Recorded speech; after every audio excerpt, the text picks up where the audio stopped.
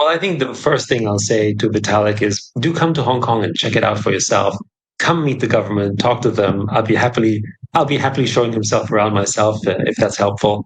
I think one of the things to look at for Hong Kong isn't only to look at Hong Kong in the lens of sort of China recently, but the history of Hong Kong itself, right? I mean, what has Hong Kong been for the longest time?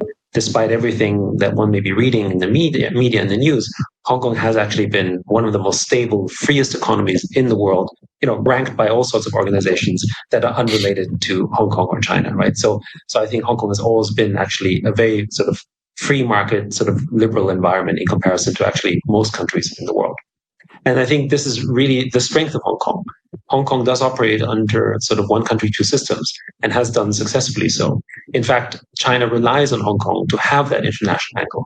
Sort of a huge amount of the second or first or second largest source of FDI into China comes from Hong Kong, for instance. And Hong Kong has always been the financial intermediary for the Chinese region. And I think this is another thing to understand, that Hong Kong cannot actually succeed if it follows exactly the way that China does, because China needs the gateway that Hong Kong is and has been. And that's always been part of the policy address. I think obviously Hong Kong has unfortunately been subjected to a lot of negative media and some politics, but it is more free than other places that purport to be free, say like certain economies in Europe or other places in the Asia Pacific that are also embracing Web3. I think Hong Kong is much more liberal that way.